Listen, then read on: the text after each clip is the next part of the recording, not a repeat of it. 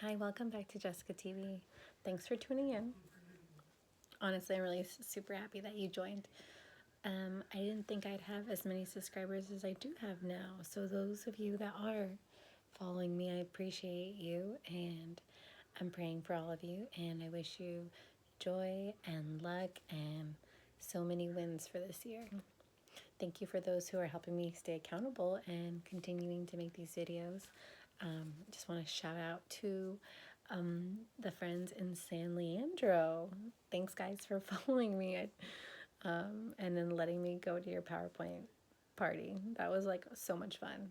And I wish I could have stayed longer, but responsibility calls. Like, for example, today I made my grandfather's soup. Really easy tomato soup.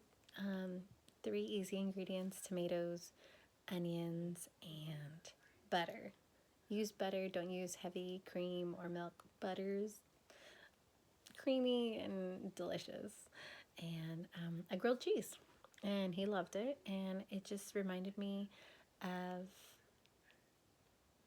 my childhood because it like hits that comfort spot. When I was growing up, my cousin Miriam would make it and I'd eat it with Mikey and Matt, and it was just so yummy. And again, always hit the spot no matter what. The perfect treat for like a winter day. And it's been really chilly out, even in Sacramento, California. So it was perfect. So when I was using the tomatoes, I remembered how great of a juggler I am. Again, maybe I'll show you that at the end of the video, but it actually reminded me of a story. So this is a story about forgiveness, and a teacher told her students to write the name of somebody who hurt them on the tomato. So the students came and brought in tomatoes. Some brought, 2 tomatoes, 3 tomatoes, 10 tomatoes, 20 tomatoes. And the amount of tomatoes you had was the equivalent to the amount of people who've hurt you. So write down the names. And after you're done writing down the names of the people who've hurt you, you have to put them in your bag and carry them everywhere you go, even at home, for the next 2 weeks. So happily, the children took their tomatoes and brought them with them everywhere they went. Home, to the park, back to school the next day. But on the 5th and 6th day, it was starting to get a little tiresome and it was like a burden to carry these every single place they went. So the students went to the teacher and said, "Teacher, do we have to do this for 2 weeks? They're so heavy and they're starting to rot. And I just want to get rid of them." And the teacher said, "That's the point. Unforgiveness is like carrying rotten tomatoes, but in your heart. When you choose to be unforgiving to someone, you're carrying it everywhere you go. And the only way to lighten that burden is you need to let them go and you have to forgive." And so during my time alive, I'm not going to tell you how old I am. Let that be a secret for now. But I learned that there are 6 steps to forgiveness, and I'm going to tell you them. So the first step is talk it out. Talk it out with a friend, a family member, a loved one. Just hearing it come out of your voice and how you're saying it really helps resonate, like what you're feeling, what really hurt you, and kind of get down to the bottom of it. 2, recognize that nobody's perfect. I'm not perfect. My brother's not perfect. My mom's not perfect. My teacher's not perfect. Recognizing that not everyone's perfect helps you to forgive. 3, get the right perspective. Instead of reliving the hurt and reliving the pain over and over and over again in your head, like, you need to choose to move on. You have this power, and you just need to learn to exercise it. Number 4, realize that forgiveness is not for anybody else. Forgiveness is for you. That one took me a long time to learn, by the way.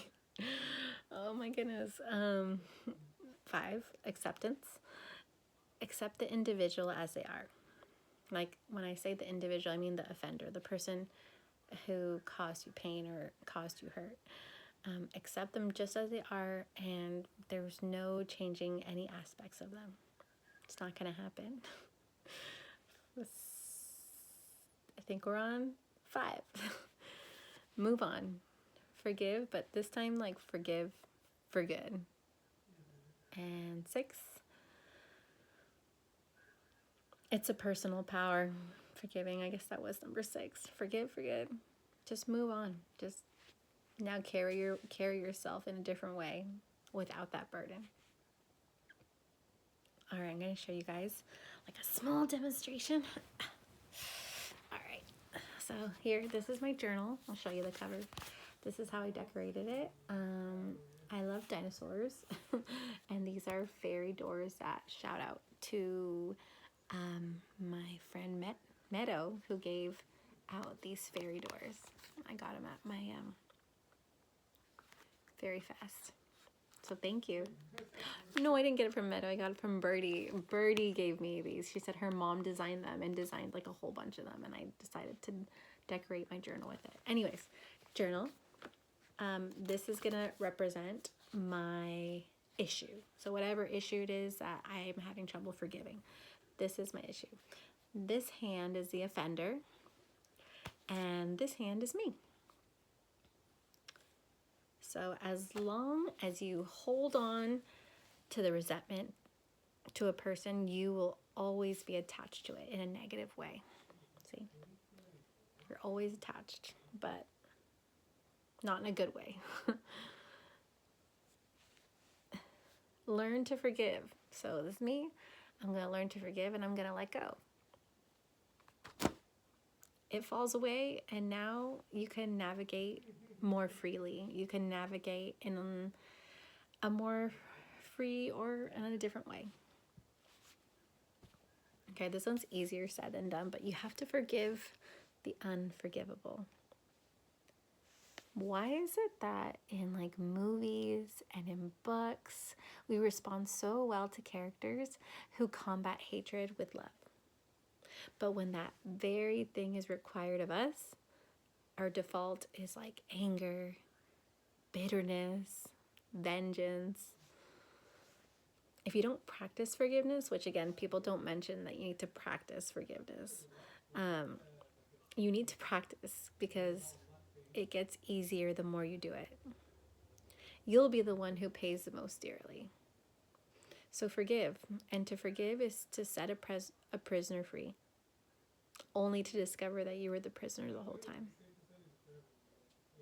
And I guess to finish off, I wanted to finish with a quote. And Nelson Mandela was in prison for 27 years in the South African government. And he said, "As I stepped out of the door toward my freedom, I knew that if I did not leave all the anger, hatred, resentment behind, I would still be imprisoned." How do you know you forgave? You'll feel it. You'll feel a shift. You'll feel lighter, and you'll feel like you gave yourself the ultimate gift. Okay, check out my juggling skills. The